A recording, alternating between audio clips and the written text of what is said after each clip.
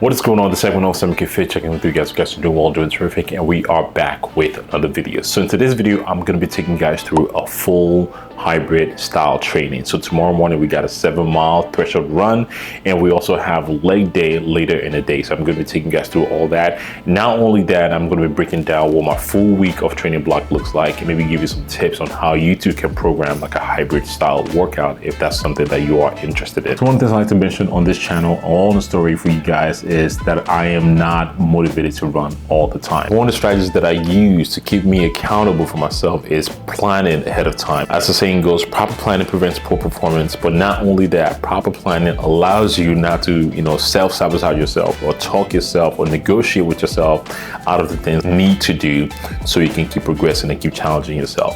So what I do is the night before the run, I lay all my gear out. By gear, I do not mean steroids. I mean the gear that I need to run. So I got my socks, my long sleeve, my tights, my jacket that I need to run with tomorrow because it's cold, gloves, and the shoes that I'm going to be running with is going to be the New Balance Fuel Cells right here, and the link will be in the description in case you guys want to snag a pair.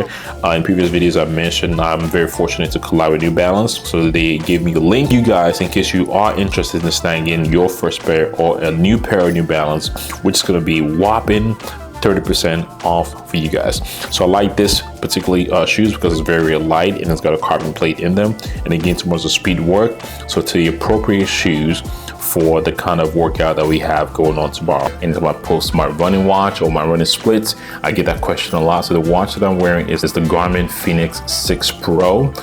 This is the only watch that I've been using. My wife got this for me for Christmas about 2 years ago, and I love this watch. Speaking of planning, also with the watch, it allows me to program all my runs, my splits into the Garmin app, so I can have it ready for me in the morning. Again, because I have the sprints, I have 800-meter repeats. I don't really have a track around here, so I can just hit the road and it prompts me on the next action or the next workout that needs to be. So that's one of the things I like about the watch. And I'm doing all this and putting all this together just to make sure when I wake up in the morning, I have limited decisions to make. I have everything prepared, just put my shit on, get out the door, and get after what I need to do, even though a lot of times I don't feel like doing it. So it's getting late here. It's about 10:30 here. I'm gonna hit the sheets and get up early because I like to get my runs in. One of the things I do also in the morning, if I don't get my runs in the first in the morning, chances are I might not want to do it later in the day. So another pro tip for you guys, if there's something that you need to do, try to get those things done first in the morning so you can get out of the way, because the longer you wait, the more you are going to procrastinate it. Now, speaking of procrastination, I'm going to hit the sheets. See you guys in the morning, and we're going to get after this run. And if you enjoyed this video so far, make sure you give this video a like. And if you're new to the channel, make sure you subscribe and turn the post notification on. See you guys in the morning for a 7-mile workout. 2,000 years later.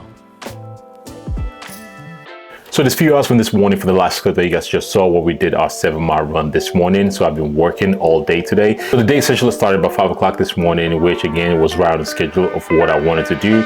And like I said, I don't get my running first in the morning. There's a high likelihood I am not going to get that running. I'm glad I got that running. That's essentially my hardest workout. What my run schedule was looking like is I was running about 3 times in a week with a bigger run on the weekend, and that has changed to 5 times per week.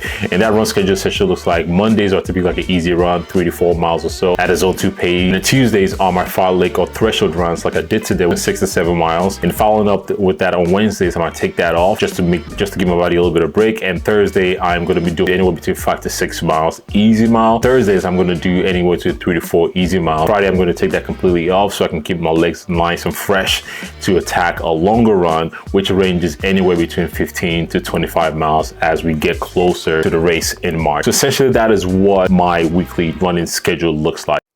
Right, normally I plan on talking over in the gym, but the gym was super crowded and the music was loud, so you guys might not be able to hear me. So it's been a while since I did a voiceover, so I want to do a voiceover for you guys.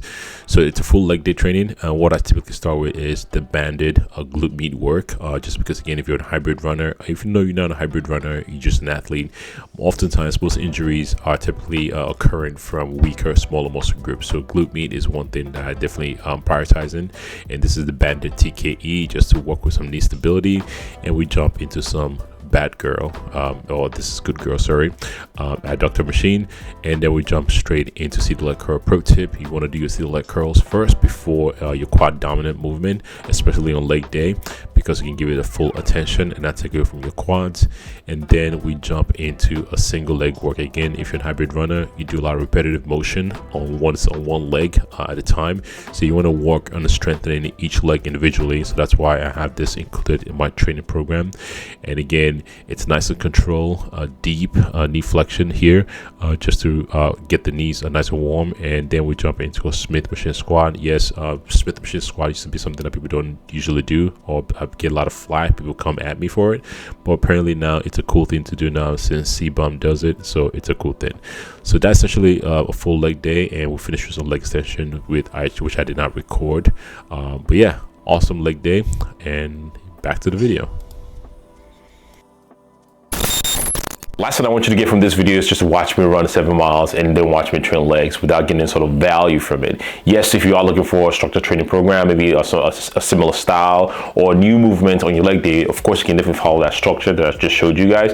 But I want to add more value to that for you. Since transitioning into the hybrid style training, one of the biggest questions that I get is, how do you design your training program? How do you manage strength training and running together? I do believe there is a shift in the fitness space where people are trying more things outside the conventional of, I just want to get shredded, I just want to get jacked. In social media feed, you see a lot of people running, people that typically you wouldn't see toe the line of a marathon, or 5K, 10K, 20Ks, and you're like, whoa, that guy doesn't belong there. Now you're seeing more guys that are my size, my shape, running more now, just because there is an empowering factor when it comes to the hybrid style training. I think you can go to the gym and lift tons of weight, and you can go outside and run without dying after all the running 1 mile. So it does make sense that that's one of the biggest questions that I get, which is, how do you design a structured training program that involves running and strength training together? And one of the great things about the answer that I'm going to give you is, it's not just going to be something you can apply to just the hybrid style training. It's something you can apply to any sort of training that you're trying to design. It could be running, it could be strength training, it could be Olympic weightlifting, it could be CrossFit. The more factor and concept you need to consider is going to be specificity. So what is specificity? Specificity in strength training or training programming is, you want to identify the goal that you're trying to achieve. And in terms of hybrid style training, you need to define what is your current goal right now. And I've used myself as an example.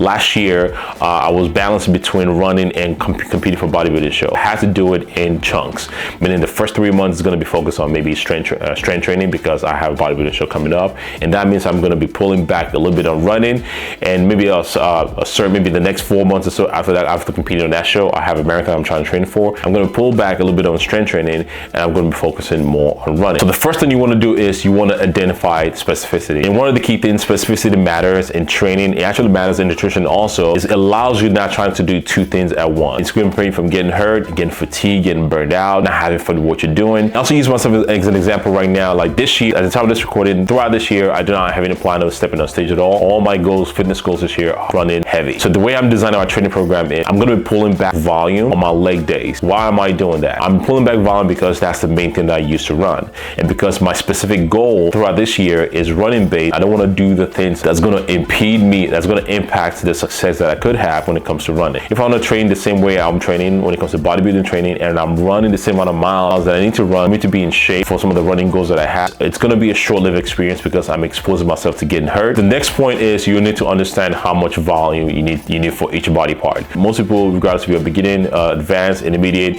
you can get away with running the same amount of volume that you are running when it comes to upper body, because that's not a primary body part you're using when it comes to hybrid style training. Running, unless you're doing other modalities and other style of training like CrossFit and things like that, and you still want to do your bodybuilding as some sort of accessory, they need to pay attention to that. But in the context of this video, the running volume on your legs is going to be the biggest impact to you achieving your goal, trying to balance both together. Last year when I had a bodybuilding focused training, my total volume for quads and hamstrings are around 26 to 28 sets per week. Throughout my experience, I know 16 to 18 sets, it's my maintenance volume required for me to just to maintain what I have because of my history, and that comes from me logging my training, understanding how I recover from training from session to session, and understanding that 16 to 18 sets is what I need to do. That's not going to have too much fatigue carryover into my running. Just a quick recap. 1, you want to understand specificity, and 2, you want to understand how much volume you're running. That's going to dictate how much of an increase you need to go depending on what your specific goal is, or how low you need to reduce the volume running or strength training depending on what your specific goal is. Hopefully by watching this video, it gives you a better idea on how to program or structure or go about designing your perfect hybrid training program.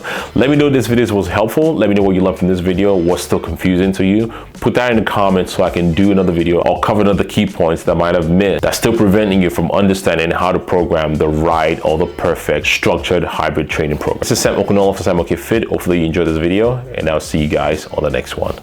Peace.